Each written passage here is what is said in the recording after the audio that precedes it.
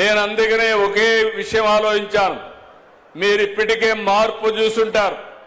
నేను ఒకటే చెప్తున్నాను, రాబోయే రోజుల్లో ఎన్డీఏ కూటమి ప్రభుత్వం ఈ రాష్ట్రంలో పెను మార్పులు తీసుకురావడానికి సిద్ధంగా ఉన్నామని మరొకసారి మీ అందరికీ హామీ ఇస్తున్నా. ఇప్పటికే నేను చెప్పాను, సూపర్ 6 అన్నాం, మీరే చూశారు.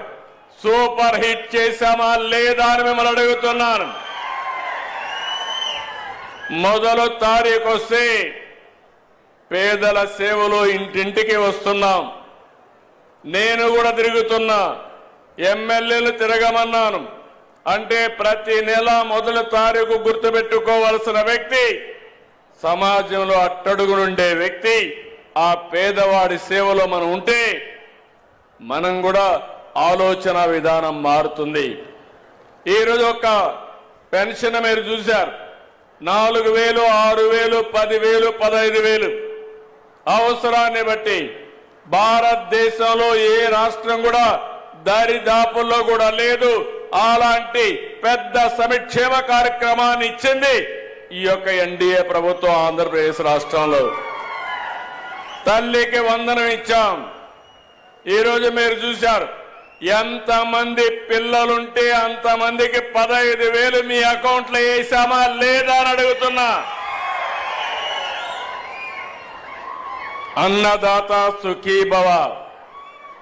నేను ఒకటే ఆలోచిస్తున్నా, ప్రతి ఎకరాకు నీళ్లు ఇవ్వాలని, రైతుకు గిట్టుబాటు ధర వచ్చే పంటలు వేయించాలని. ప్రజల్లో కూడా ఆహారపు అలవాట్లు మారిపోయినాయి. వాళ్ళకు అవసరమైన పంటలు పండించాలని చెప్పి ఆలోచిస్తున్నాం. దీనికోసం అగ్రి టెక్ తీసుకొచ్చాం. రైతుకు టెక్నాలజీ అలవాటు చేసే పరిస్థితికి వచ్చాం. తొందరలోనే ప్రతి రైతుకు కూడా ఇబ్బంది లేకుండా మీకు అందుబాటులో ఒక ఏఐ అగ్రానమీ అంటే అగ్రికల్చర్ ఎక్స్పర్ట్ మీ ఏఐ ద్వారా మీకు అందుబాటులో తీసుకొచ్చే బాధ్యత నేను తీసుకుంటానని చెప్పి కూడా నేను మీకు తెలియజేస్తున్నా.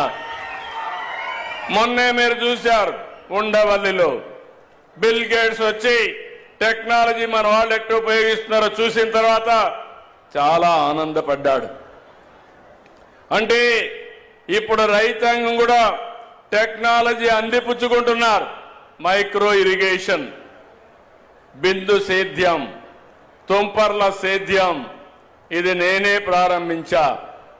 దీనికోసం కేంద్రంలో కూడా రిపోర్ట్ కూడా ఇచ్చా. ఈరోజు మన రాష్ట్రం దేశంలో నెంబర్ 1 రాష్ట్రంగా ఉన్నాం. దీనికి గర్వపడుతున్నాను. మామూలుగా వారసత్వంగా వచ్చే పంటలే పండిస్తే అందులో ఆదాయం లేకుండా చాలా ఇబ్బందులు వస్తున్నాయి.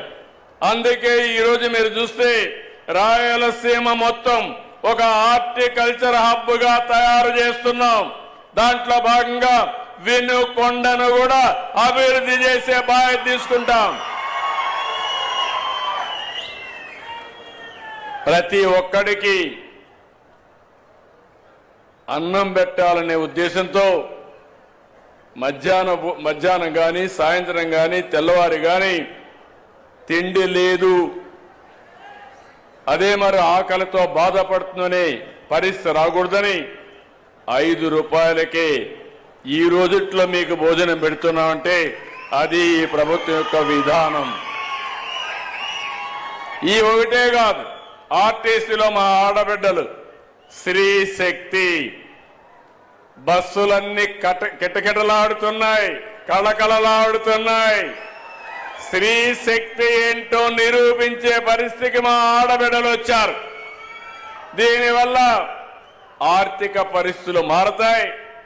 మీకు కూడా బయట పోయే వెసులుబాటు నిండుగా వచ్చింది. దాన్ని చూసిన తర్వాత మీరు కూడా వ్యాపారవేత్తలుగా తయారు చేసే బాధ్యత నేను తీసుకుంటున్నాను. పోయిన మార్చిలో పెట్టాను 1,00,000 మంది ఎంఎస్ఎంఈ చిన్న చిన్న ఫ్యాక్టరీస్ పెట్టుకోమని చెప్పాం. ఈ సంవత్సరం ఒక 5 లక్షల మందిని మళ్లీ ప్రమోట్ చేస్తాం. నేను పెట్టిన వ్యవస్థ డాక్రా సంఘాలు మహిళలు ఎప్పుడు నాకు అండగా ఉన్నారు. మీకు తోడుగా అండగా మీకు ఉంటానని మరొక్కసారి మీ అందరికీ హామీ ఇస్తున్నా. దీపం ఆ రోజు పెట్టాం, ఈరోజు 3 గ్యాస్ సిలిండర్లు కూడా ఇచ్చాం. నేను ఒకటే మీ అందరికీ విజ్ఞప్తి చేస్తున్నా, ప్రభుత్వం అనేది సంక్షేమ కార్యక్రమాల ద్వారా పేదవాళ్ళకు అండగా ఉంటాం, అందరి జీవితాల్లో వెలుగు తీసుకొస్తాం. అంతటితో ఆపడం లేదు, మీ ఆదాయాన్ని కూడా పెంచాలనుకుంటున్నాం. పేదవాడు శాశ్వతంగా పేదవాడిగానే మిగిలిపోకూడదు. మీ ఆదాయం పెరిగి మీరు కూడా మెరుగైన జీవన ప్రమాణాలు రావాలని ఈరోజు మీరు చూస్తే P4 కూడా తీసుకొచ్చాం. అంటే ఇప్పుడే ఆంజనేయులు గారు చెప్పారు, నేను కూడా 100 ఇళ్లు దత్తత తీసుకున్నాను మా ట్రస్ట్ ద్వారా అని చెప్పి వారు చెప్పారు. వారిని అభినందిస్తున్నా. ఆ 100 ఇళ్లు అందరితో సమానంగా పైకి తీసుకొచ్చే బాధ్యత మీది. ఏదో ఒకరోజు బట్టలు ఇచ్చేసి అయిపోదు. అట్లా కాకుండా short term, medium term, long term పెట్టుకుని వాళ్ళ ఇంట్లో చదువుకునే పిల్లలుంటే బాగా చదివించి వాళ్ళకుండే ఆస్తులన్నీ కూడా చిన్న చిన్న ఆస్తులుంటే ఆ ఆస్తులను కూడా ఆదాయాన్ని పెంచే మార్గాలు వారికి నేర్పించి వారు మీ కుటుంబంతో సమానంగా కాకపోయినా కుడి ఎడమగా తీసుకుపోయే బాధ్యత, ఆ 100 కుటుంబాలని ప్రయోజకులుగా చేసే బాధ్యత శివశక్తి ఆంజనేయులు గారిదని చెప్పి కూడా నేను మీకు తెలియజేస్తాను.